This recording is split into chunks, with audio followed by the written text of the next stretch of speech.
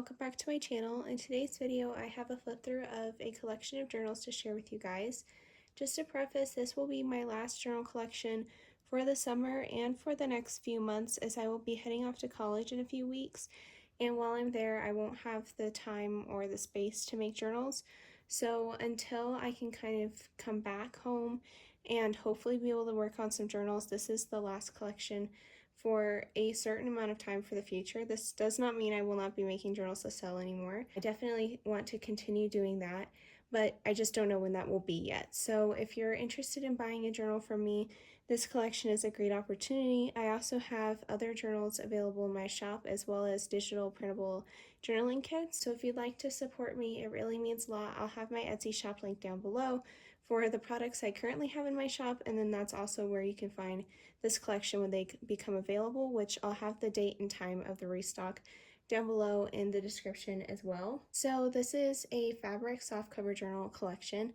I love making these covers. They're super fun, and I found some really great different vintage linens and fabrics and hankies to collage onto these covers.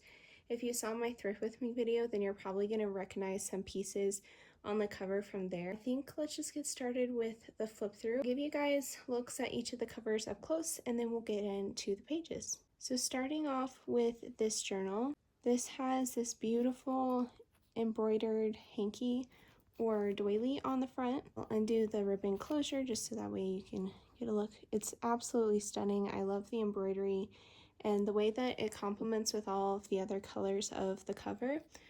But the base of the cover is cardstock as usual, and then there's a layer of batting sewn in between the fabrics and the cover itself, which gives it that like cushy quilted effect.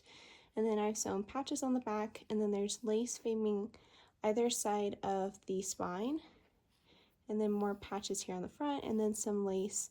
And then this is just a satin ribbon that I've threaded through some eyelets I've punched in the cover.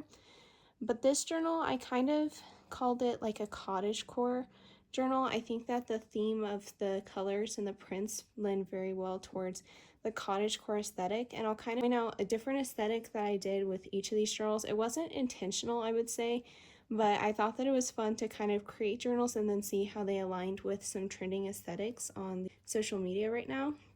But each journal also comes with an ephemera pack that is stored in this handmade acetate folder that I made.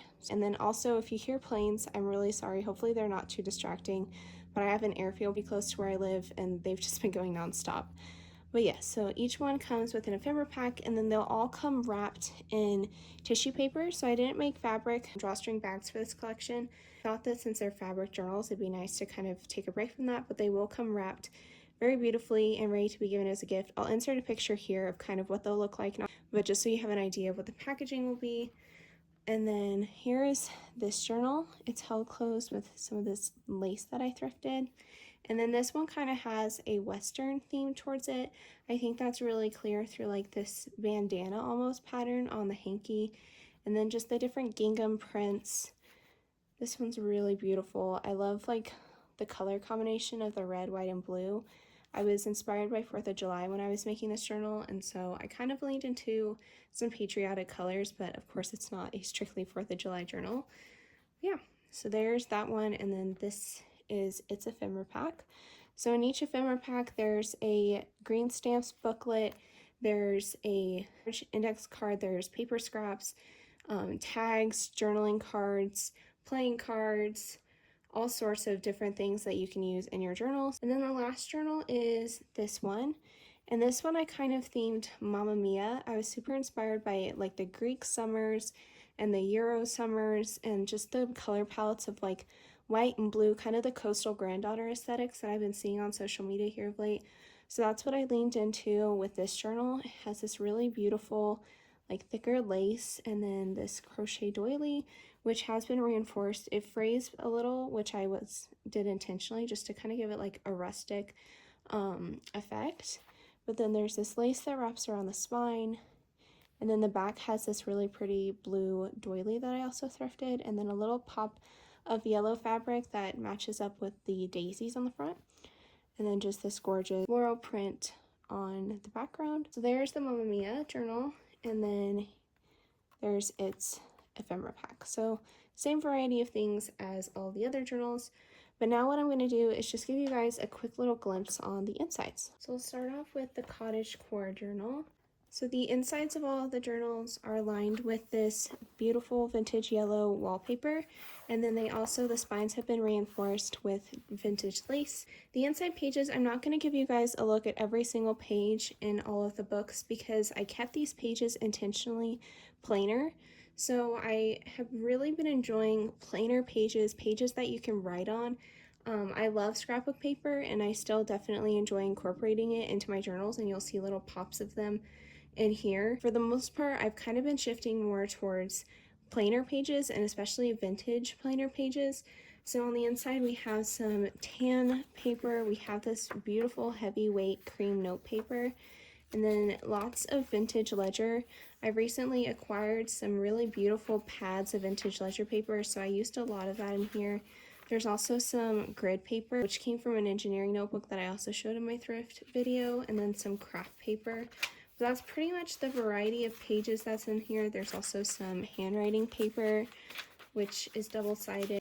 Lots of like different shades of that vintage ledger paper, and some of them I folded over like horizontally, like hamburger style. Some of them I folded hot dog style, if you're familiar with those different ways of folding a piece of paper. But I just really like how there's kind of blank space for you to do whatever you want. If you like to write in your journals, these journals are absolutely perfect for that.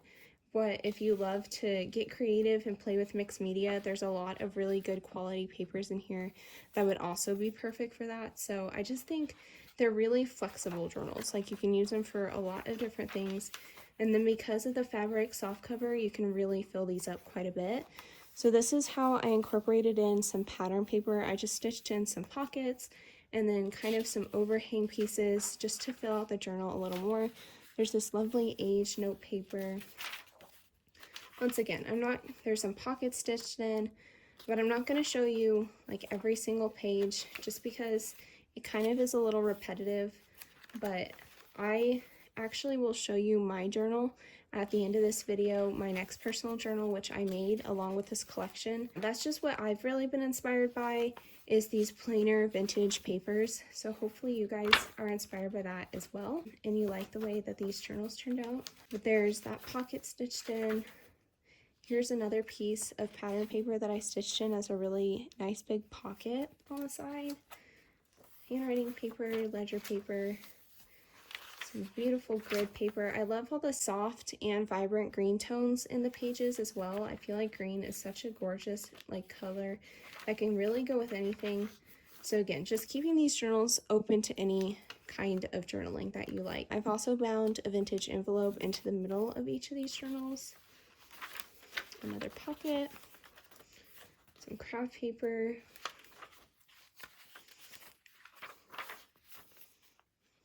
there's the back, which again is just lined with that same vintage wallpaper. There's the cottagecore journal, and then next we have the Western journal, and then each journal has 8 signatures with all the pages, and I think there's 176 pages total front and back, so there's a lot of paper in here for you to work with. But again, this journal is just lined with vintage wallpaper and then lace. So there's some of that cream paper, and then this beautiful like deep blue scrapbook paper that it's stitched in as like a pocket. And then there's some pockets in the vintage ledger paper itself. Handwriting paper, lots of the same. Again, I'm just going to give you like kind of a quick skim through the book. There's another of those vintage envelopes.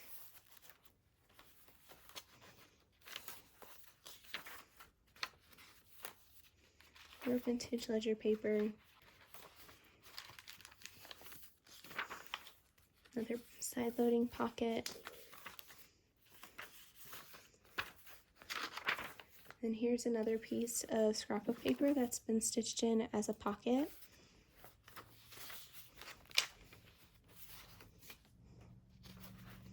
And then there's the end of this journal.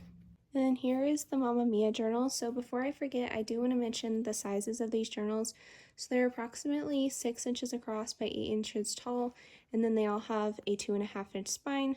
So they're a really nice size. 8x6 journals are my favorite that I've worked in. They're not too big, but they're also not too small, and a lot of like ephemera that you get fits really well into them. But you just undo the closure, and then here's another little look at that really beautiful doily. Same thing on the inside of this journal, vintage wallpaper and lace. And then just a quick flip through the pages. Lots of the same thing again, but lots of freedom to kind of do whatever you want in these journals.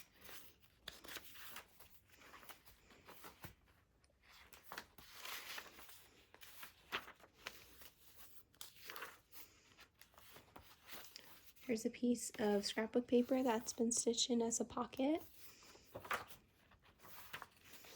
Some nice variation in the sizes of these pages too. There's some nice full sizes and then some skinnier ones. Of course, if you ever wanted to extend this page, you could just glue on some extra paper, but sometimes like the variety in page sizes creates really interesting spreads.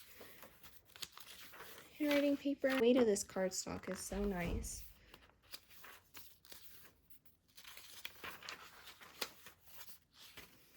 Same with this paper. Another little piece of scrapbook paper that's been stitched to the edge. This one hasn't been stitched in as a pocket. It's just an extender to the page.